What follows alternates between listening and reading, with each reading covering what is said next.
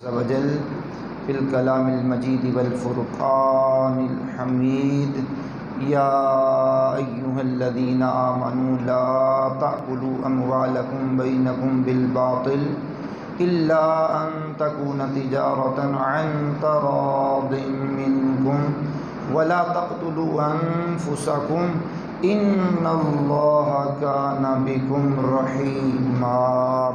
قال اللہ تبارک و تعالی عز وجل فی شان حبیبہ الکریم الامین ان اللہ وملائکتہ یصلون علی النبی یا ایہا الذین آمنوا صلوا علیہ وسلموا تسلیما۔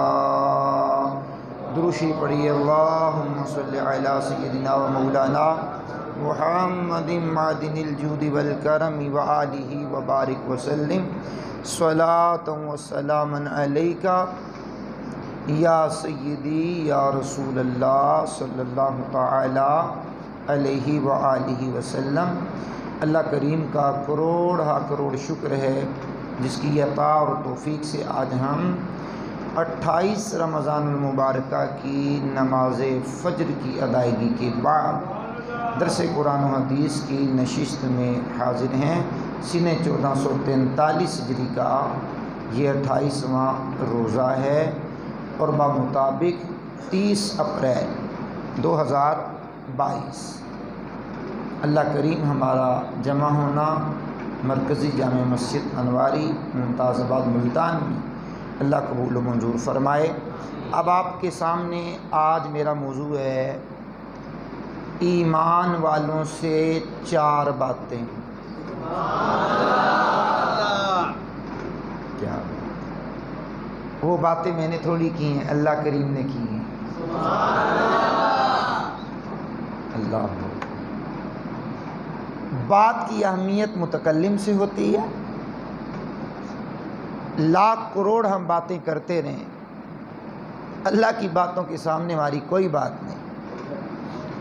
اور مالک کائنات جب اہل ایمان سے کلام کرتا ہے وہ کلام ایسا ہوتا ہے کہ جو اہل ایمان کے لیے دنیا میں بھی اور آخرت میں بھی فائدہ مند کلام ہوتا ہے۔ اللہ کے پورے کلام میں کوئی کلام فضول نہیں ہے۔ اللہ کے پاک کلام میں ہر بات کی حکمت ہے۔ اللہ کے پاک کلام میں زندگی کے تمام تر شعبہ جات کے اندر رہنمائی موجود ہے۔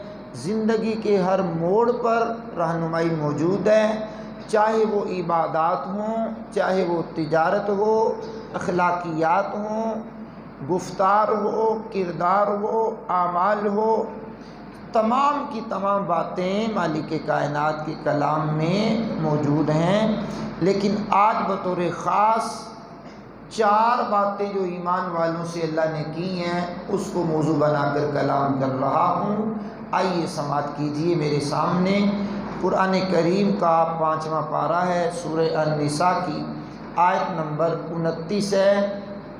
آیت نمبر 29 ہے، آپ سماعت کریں گے تو مالک کائنات کا ارشاد ہے یا ایہا الذین آمنوا، اے ایمان والو، لا تأکلوا اموالکم بینکم بالباطل، اے ایمان والو باطل طریقے سے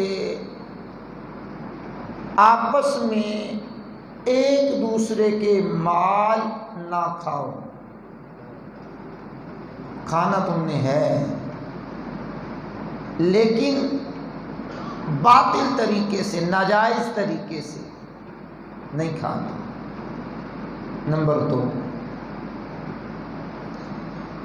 ارشاد خداوندی ہے الا ان تکون تجارۃ عن تراض منکم۔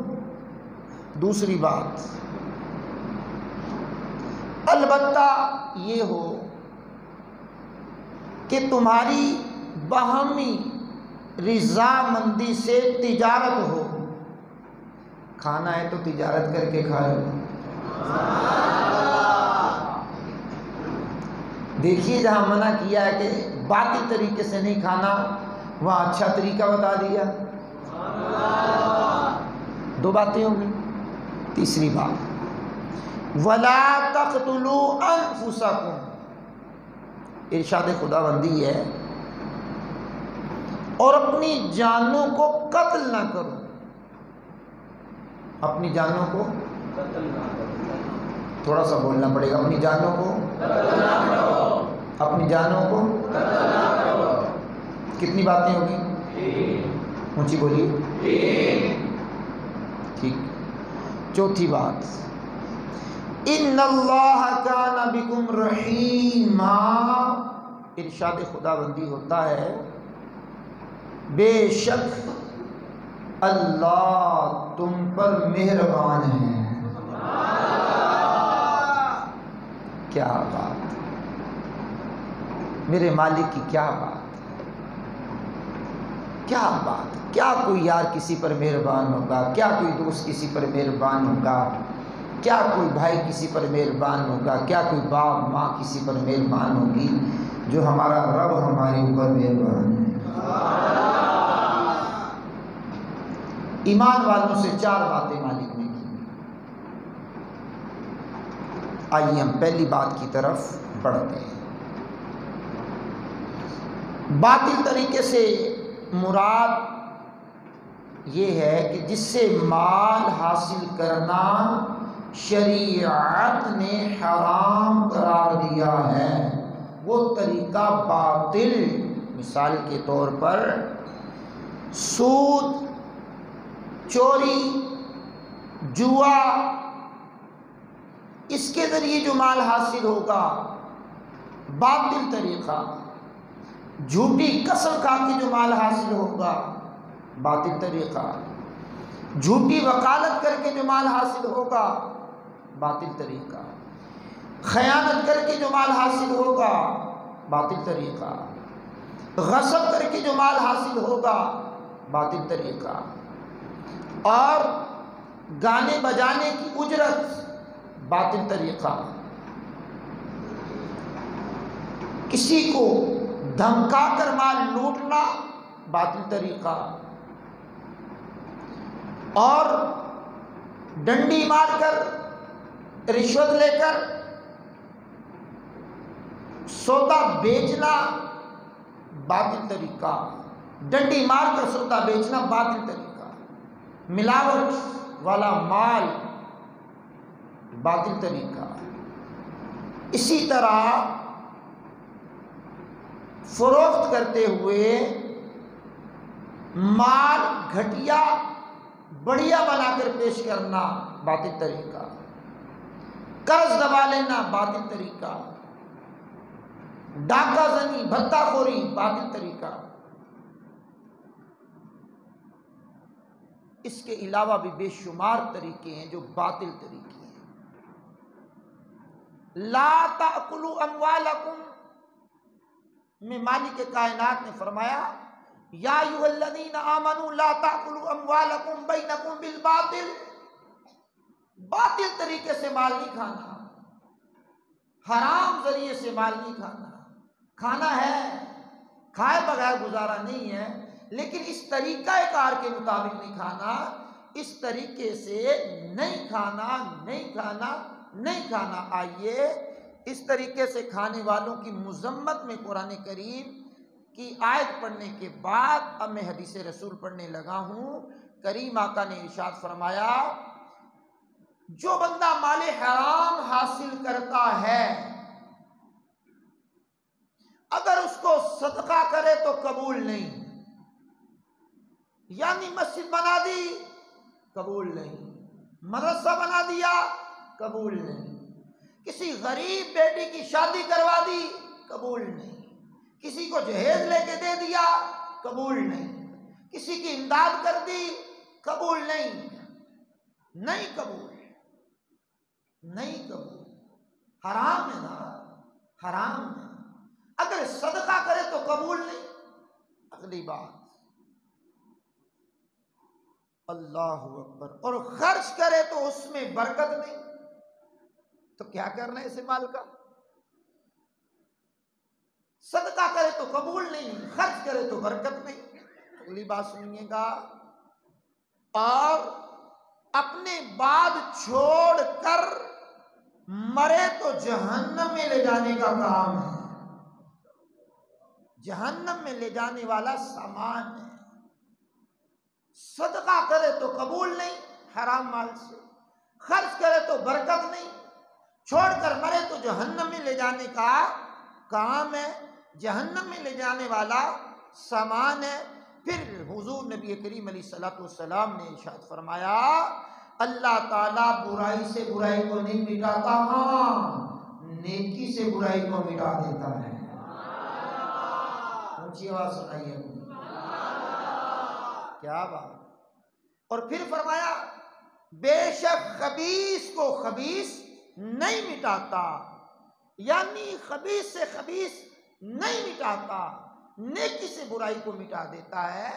تو باطل طریقے سے جب مال میں برکت نہیں، باطل طریقے سے جب صدقہ قبول نہیں، باطل طریقے سے چھوڑ کر مرا، سینکڑوں نہیں ہزاروں کی پراپرٹی، لاکھوں کروڑوں کی پراپرٹی چھوڑ کر بندہ مر گیا، کیا فائدہ ہے؟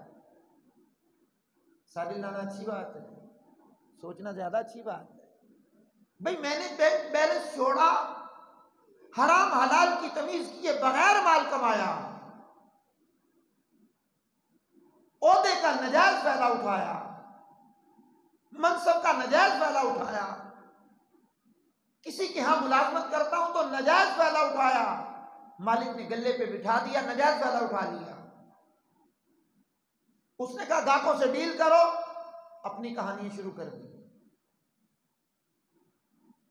ملازمین سے اپنے معاملات نکلوانے شروع کر دی۔ نہیں، بالکل نہیں، بالکل بھی نہیں۔ باطل طریقے سے مال آتا بھی ہو نا، آسانی سے بھی آتا ہو تو چھوڑ دیجئے، چھوڑ دیجئے۔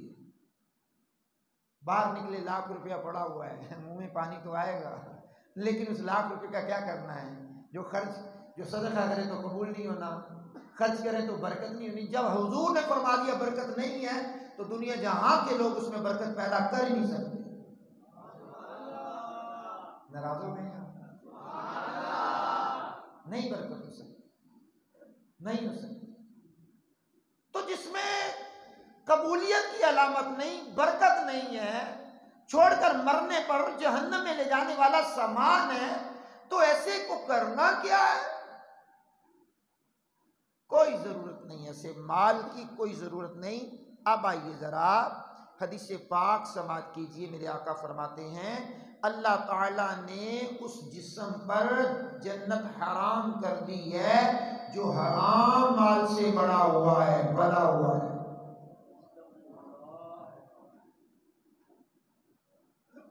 جنت حرام ہے۔ اب مال کھائیں گے تو ظاہری بات ہے جسم کی نشو و نما تو ہوگی، اس سے خون تو بنے گا، خون کی سرکولیشن تو جسم میں ہوگی۔ اب حرام مال اندر جائے گا تو حرام سوچیں پیدا کرے گا، حرام مال اندر جائے گا تو اولاد کی تربیت کہاں ٹھیک ہوگی؟ حرام مال اندر جائے گا، حرام مال گھر میں جائے گا تو بیوی بچوں میں برکت کہاں سے آئے گی؟ بیوی نافرمان نہیں بنے گی تو کیا بنے گا؟ ان کے لیے کمایا حرام حرام حرام، کھلایا بچوں کو حرام، بچوں کا دودھ حرام، بچوں کا پانی حرام، بچوں کا کھانا حرام، بچوں کا سالن حرام، بچوں کا کھانا حرام، ہڈیاں حرام، ساری چیزیں حرام۔ بجلی حرام کی چوری کر لی، ناجائز بجلی کا استعمال کر لیا، بل نہ بھرا، عجیب و غریب کام کر لیے، ناجائز کام کر لیا، تو حرام سے پلا ہوا بڑا ہوا جسم، جنت اس پر حضور نے فرمایا حرام ہے۔ اور بھائی جان ایسے جسم کا کیا کرنا جس پر جنت حرام ہو جائے؟ اس پر تو جہنم حرام ہو جائے تاکہ جنت میں ہمارا داخلہ ہو جائے۔ ایسی طاقت کا کیا کرنا، ایسی جوانی کا کیا کرنا، ایسی ذہانت کا کیا کرنا، ایسے عہدے کا کیا کرنا، ایسے مال کا کیا کرنا؟ بھائی جان رزق کا ذمہ یاد رکھنا۔ 12واں پارہ کھول لیں، پہلی آیت آپ کو بتائے گی کہ 12ویں پارے کی پہلی لائن ہی بتائے گی آپ کو کہ جتنے زمین پر چل رہے ہیں سب کے رزق کا ذمہ اللہ کے ذمہ کرم پر ہے، اور جس چیز کا ذمہ ہی اللہ نے لیا ہے، اللہ نے لیا ہے نا۔ تو آج کہتے ہیں ہماری دعا قبول نہیں ہوتی، ہمیں عبادت میں لذت نہیں آتی، ہمیں قرآن پڑھنے میں ذوق نہیں ملتا، ہمیں نوافل پڑھنے میں ذوق نہیں ملتا، فجر میں ہماری آنکھ نہیں کھلتی، میں تلاوت کرتا ہوں تو اکتا جاتا ہوں، اکتاہٹ ہوتی ہے، مجھے جوائیاں آنے لگ جاتی ہیں، تسبیح پکڑتا ہوں تو جوائیاں آنے لگ جاتی ہیں، موبائل پکڑتا ہوں تو 2 گھنٹے گزر جاتے ہیں، موبائل پکڑتا ہوں تو اذانوں کی پرواہ بھی نہیں رہتی، موبائل پکڑتا ہوں تو مجھے ساتھ بیٹھے ہوئے کسی بندے کا احساس بھی نہیں ہوتا، موبائل پکڑتا ہوں تو نہ بیوی بچوں کی پرواہ رہتی، نہ ماں باپ کی پرواہ رہتی ہے، قرآن پڑھتا ہوں تو سارے وسوسے آنے شروع ہو جاتے ہیں۔ تو میں نے کہا بھائی خبیث سے خبیث کو مالک نہیں مٹاتا، ہاں نیکی سے برائی کو مٹا دیتا ہے۔ حلال لقمہ حلال کی بڑی اہمیت ہے جناب، حلال کے لقمے کی بڑی اہمیت ہے۔ مرغن غذائیں حرام کی ملے، سوکھی روٹی کا ٹکڑا حلال کا مل جائے تو میرے حضور نے فرمایا اس کو ترجیح دو۔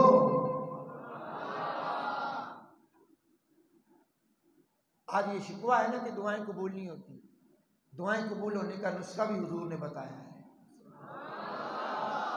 بتاؤں کیا نسخہ بتایا ہے؟ نسخہ کیمیا ہے، اور پلے باندھ لو، نسخہ کیمیا ہے۔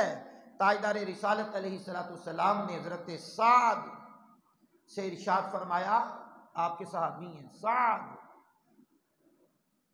اے سعد اپنی غذا کو پاک کر لو، مستجاب الدعوات ہو جاؤ گے۔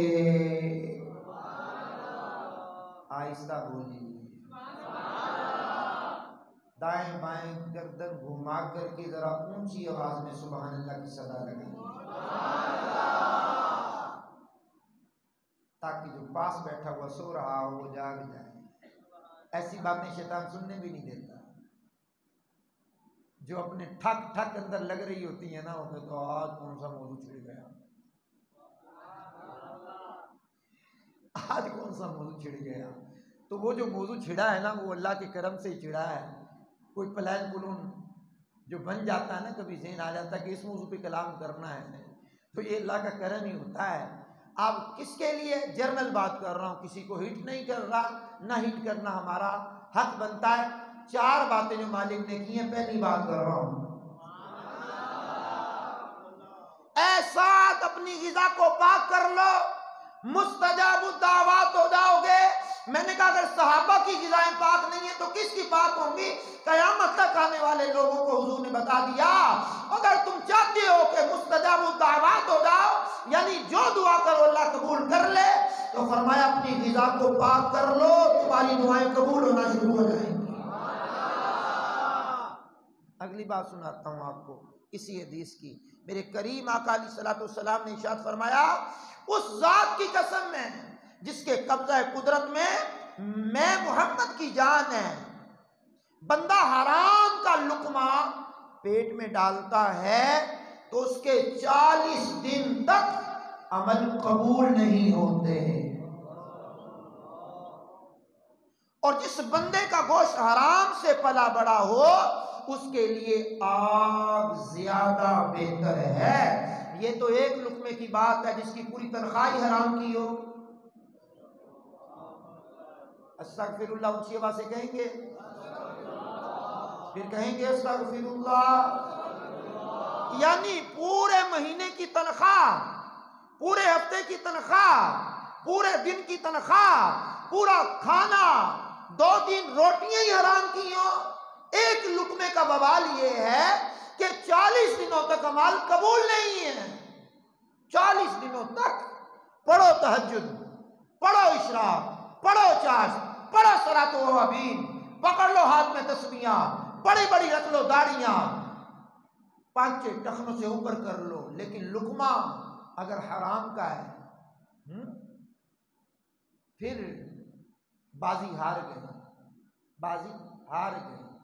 او بھائی جان، او مہربان، صحابہ نے کئی دنوں تک فاقے نہیں کیے، حضور نے فاقے نہیں کیے، بزرگوں نے فاقے نہیں کیے۔ حرام آتا بھی تھا چھوڑ دیتے، نا حرام ہے نہیں لینا۔ آج تو آپ یہاں موبائل رکھ کے ذرا ادھر ادھر تو ہوں، ذرا کیا مسجد، کیا مدرسہ، کیا بازار، کیا دکان، کیا مکان، کیا گھر، کیا معاملات ہیں۔ تو اللہ کریم نے چار جو باتیں کی ہیں نا، اس میں پہلی بات یہ کی ہے کہ باطل طریقے سے ایک دوسرے کے مال، بولو ایک دوسرے کے مال باطل طریقے سے نہ کھاؤ۔ آئیے ہم آگے بڑھتے ہیں، تھوڑا سا آگے کی طرف بڑھتے ہیں۔ اسی کی کڑی ہے پہلی بات کی، حضور نبی کریم علیہ الصلوۃ والسلام نے ایک مثال دی ہے، مثال دے کر بھی حضور سمجھاتے ہیں۔ فرمایا نبی پاک علیہ السلام نے، ایک شخص لمبا سفر کرتا ہے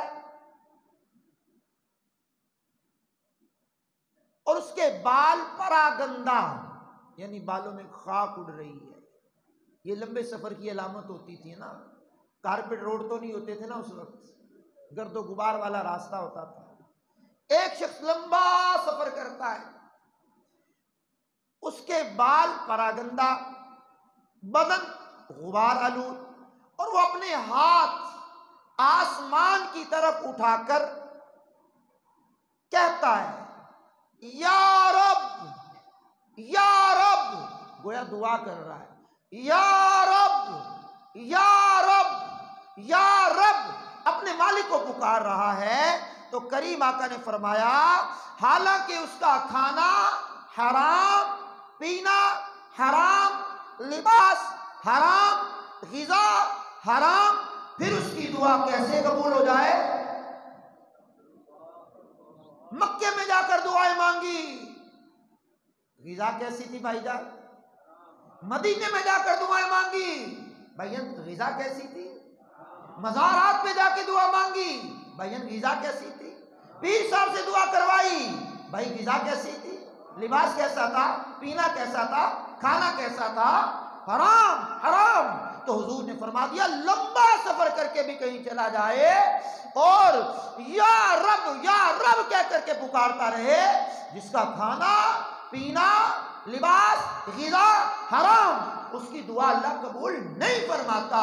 تو دعائیں قبول کروانے کے لیے لقمہ حلال کھانا پڑے گا۔ حلال اندر ہوگا تو بھائین حلال سوچ پیدا کرے گا، حرام اندر ہوگا تو حرام سوچ پیدا کرے گا۔ ہیں کیا بات ہے میرے کریم آقا کی، سبحان اللہ۔ میرے محبوب چاہتے میرے امتی پاک ہو جائیں۔ اور یہ باطل طریقے سے مال کمانے والوں نے بیڑا غرق کر دیا، قوم کا بیڑا غرق کیا، ملک کا بیڑا غرق کیا، معاشرت کا بیڑا غرق کیا، معاشیات کا بیڑا غرق کیا، کاروبار کا بیڑا غرق کیا، دکان والوں کا بیڑا غرق کیا، گودام والوں کا بیڑا غرق کیا، اپنا بیڑا غرق کیا۔ پورے ملک کا نظام دھرم دھرم ہو گیا، اور سرکاری اداروں میں، نیم سرکاری اداروں میں، نجی اداروں میں، پرائیویٹ اداروں میں ملازمین سے لے کر افسران تک اللہ کوئی ٹھیک ہوگا، نہیں تو یہ لقمے پہ غور کرنا چاہیے، تمام کو غور کرنا چاہیے، مجھے بھی غور کرنا چاہیے، آپ کو بھی غور کرنا چاہیے۔ میرا سنا لینا آسان، آپ کا سن لینا آسان ہے، لیکن بھائی جان عمل کی دنیا میں آئیے، لقمہ حلال کھائیے، دعائیں قبول کروائیے۔ اور دو اللہ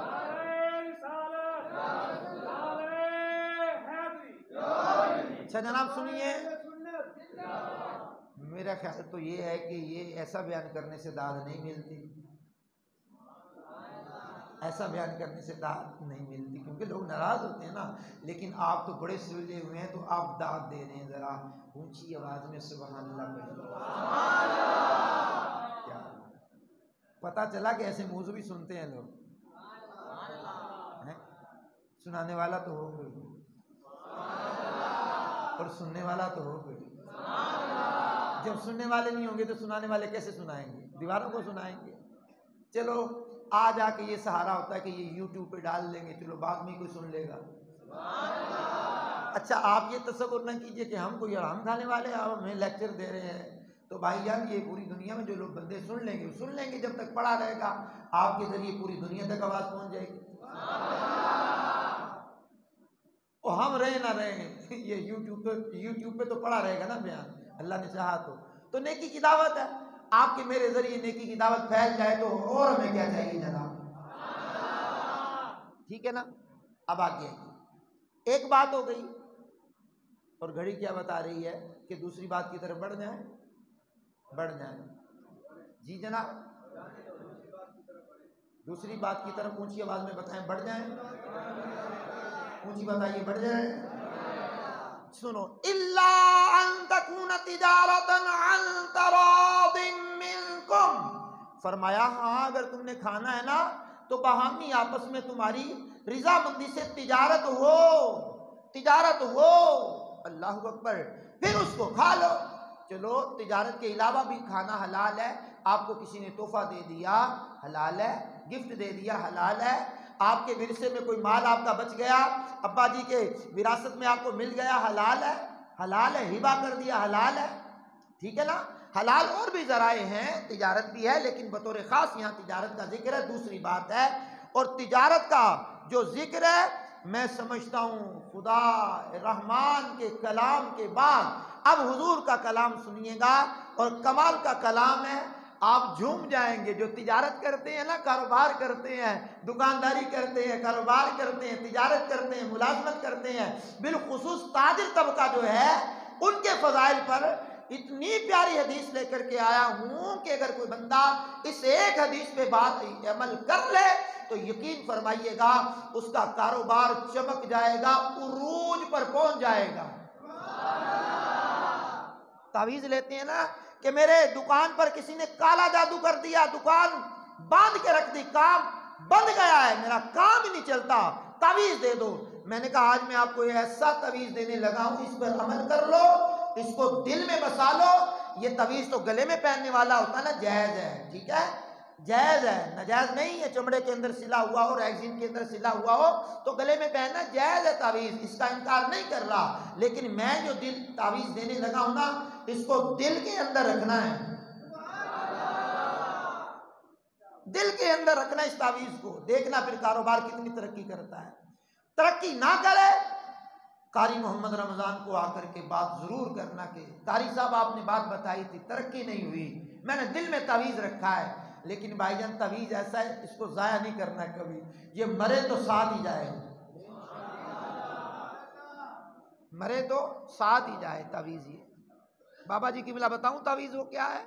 بابے تعویذ دیتے ہیں نا، تو میں نوجوان تو نہیں ہوں، خیر عمر میری بھی بڑی ہو گئی ہے، تو میں اس عمر میں تو تعویذ دینے کا کام کر سکتا ہوں نا، اللہ اکبر۔ تو لیجیے آج تعویذ لیجیے اور ساری زندگی مزے کیجیے اس تعویذ کے ذریعے۔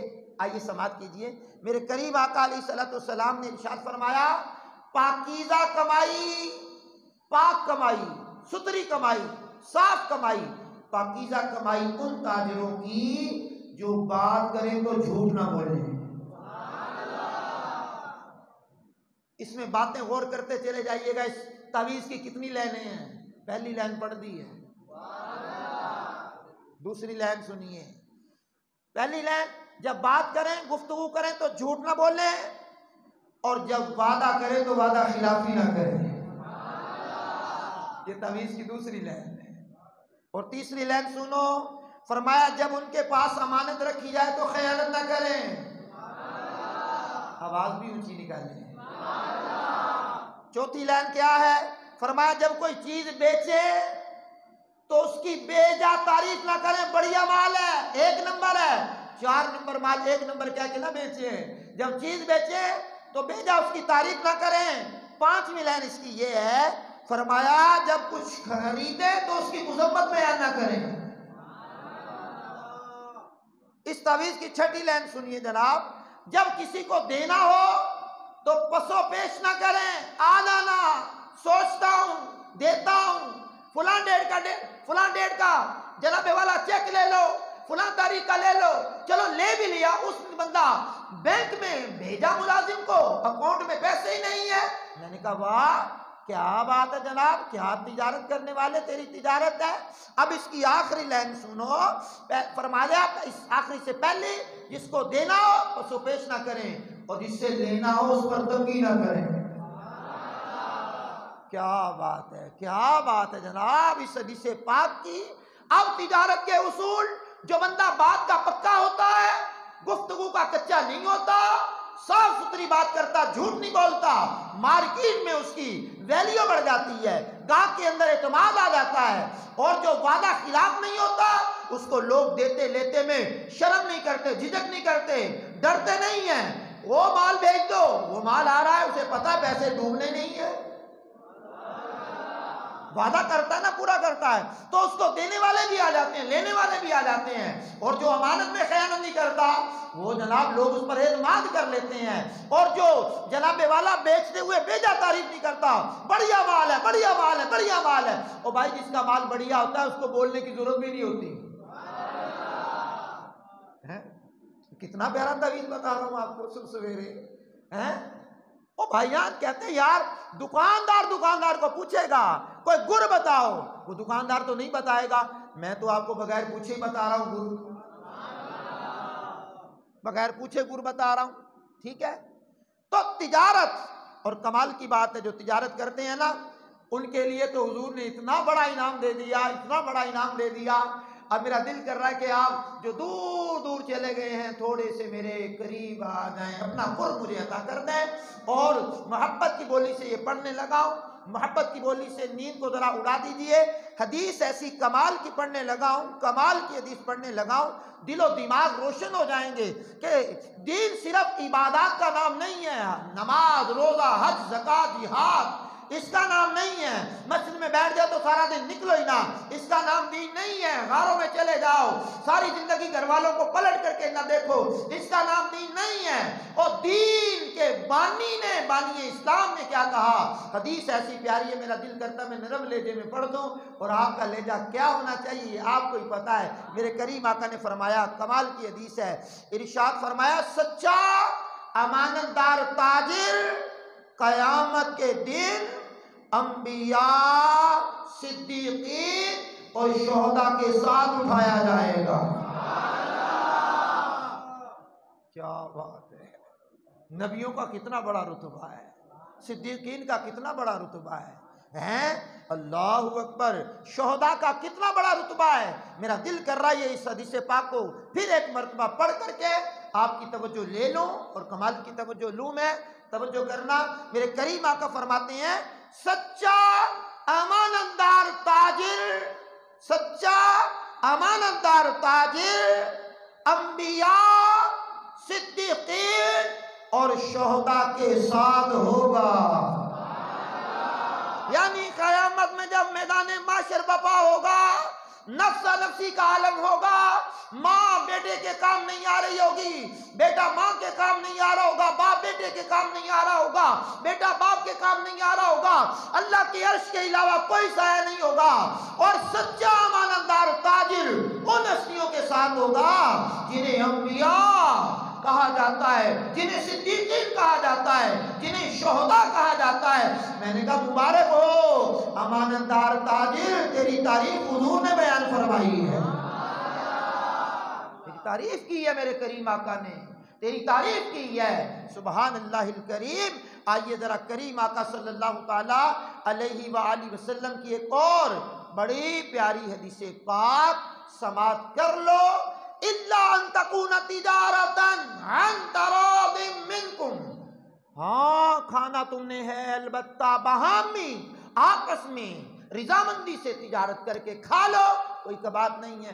کریم آقا اپنے صحابہ کے جھرمٹ میں بیٹھے ہیں اور پچھلے وقتوں کی بات کر رہے ہیں، پچھلے وقتوں کی بات کر رہے ہیں حضور، پچھلے وقتوں کی بات میرے کریم آقا کر رہے ہیں۔ کہا پچھلے وقتوں میں ایک تاجر تھا، اس کی موت کا وقت قریب آ گیا، اس کی موت کا وقت قریب آ گیا، فرشتہ آ گیا اس کے پاس، او تاجر تیری موت کا وقت قریب آ گیا، تیری روح نکالنے آیا ہوں، سادہ لفظوں میں کہہ رہا ہوں، مفہوماً کہہ رہا ہوں، ہاں تیری روح نکالنے آ گیا ہوں، تیار ہے؟ یہی پوچھا ہوگا اس نے، بھائی روح نکالنے کے لیے فرشتہ آتا ہے تو روح نکال کے چلا جاتا ہے، ٹھیک ہے نا، اس نے کیا پوچھنا کسی سے۔ لیکن یہ تاجر، اس کے پاس فرشتہ آیا روح نکالنے کے لیے، کہنے لگا تاجر صاحب کیا تیرے پاس کوئی نیکی ہے؟ کتنا رہتی پیکیج ہے جو فرشتہ پوچھ رہا ہے؟ آپ نے اس بات سے لطف نہیں لیا، لطف والی بات تھی، ذرا دوبارہ پڑھ دو۔ فرشتہ روح قبض کرنے کے لیے آیا، حضور اپنے صحابہ کے مجمع میں بتا رہے، پچھلے وقتوں کی بات ہے، ایک بندہ تجارت کرتا تھا، اس کی وقت اخیر آیا تو فرشتہ روح نکالنے آیا، تو پوچھا تیرے پاس کوئی نیکی ہے؟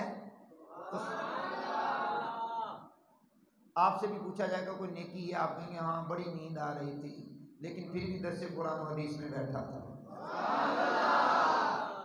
نیند آ رہی تھی لیکن پھر بھی جاگتا رہا تھا، نفس کہہ رہا تھا ٹھیک ہے سو جاؤ لیکن میں پھر بھی جاگتا رہا۔ ہاں بھائی نیکی ہے؟ اس نے کہا جی میرے پاس تو کوئی نیکی نہیں۔ فرشتے نے کہا مالک یہ کہہ رہا کوئی نیکی نہیں ہے، فرمایا اس کو کہو ذہن پہ زور دے شاید کوئی نیکی ہو۔ اچھا بھائین پوچھنے کا مطلب کیا اللہ کے علم میں نہیں ہے، فرشتے کے علم میں نہیں ہے، لیکن بات بتلانی مقصود ہوتی ہے کہ یہ بندہ ذہن پہ زور دے۔ وہ میں نے خطبہ جمعہ میں چلتے چلتے یہ بات بھی کہی تھی نا کہ ذرے کے برابر بھی نیکی کی ہوگی تو بندہ دیکھے گا۔ ہاں سورہ زلزال کا یہ مضمون ہے ایک آیت کا، ذرے کے برابر بھی برائی کی ہوگی تو بندہ اس کو بھی دیکھے گا۔ فَمَن يَعْمَلْ مِثْقَالَ ذَرَّةٍ خَيْرًا يَرَهُ وَمَن يَعْمَلْ مِثْقَالَ ذَرَّةٍ شَرًّا يَرَهُ۔ فرشتے نے کہا غور کر شاید کوئی نیکی ہو، وہ بولا میرے پاس تو نہیں ہے، غور تو کر کوئی ہو نیکی۔ حضور فرماتے ہیں اپنے صحابہ سے، وہ کہنے لگا ہاں مجھے یاد آیا میں تجارت کرتا تھا،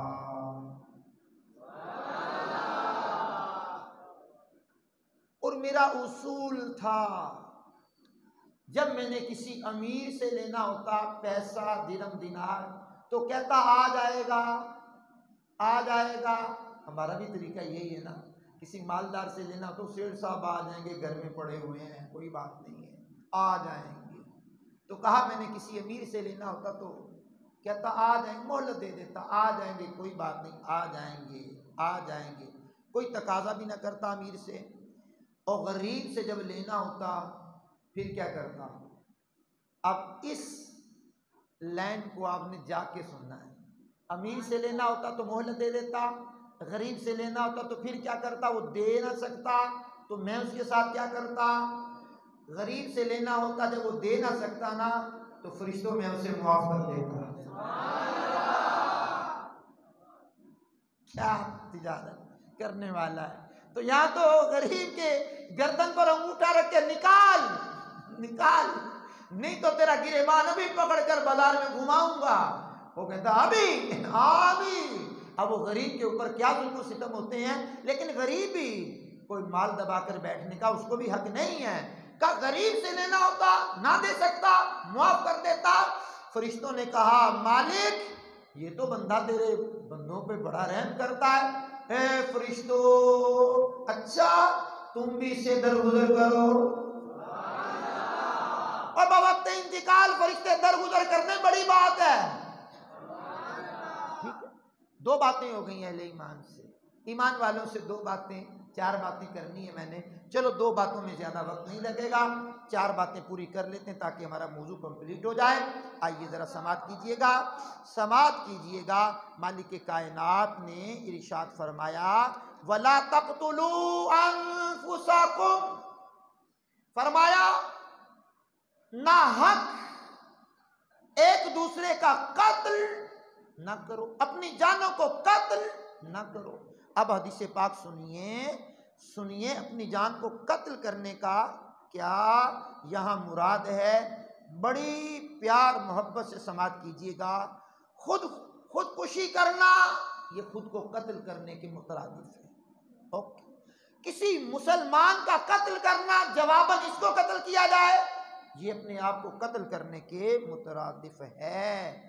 جی ہاں، اور اسی طرح اپنے آپ کو پہاڑی پر گرا چڑھا کر کے چھلانگ لگانا، ریلوے لائن پر کھڑے ہو جانا، ریلوے پٹری پہ اپنا سر رکھ دینا، زہر کھا لینا، گولیاں کھا لینا، میں زندگی سے تنگ آ گیا ہوں، تو یہ ساری صورتیں خود کو قتل کرنے کی صورتیں ہیں، اور اس کی قرآن کریم نے اجازت نہیں دی۔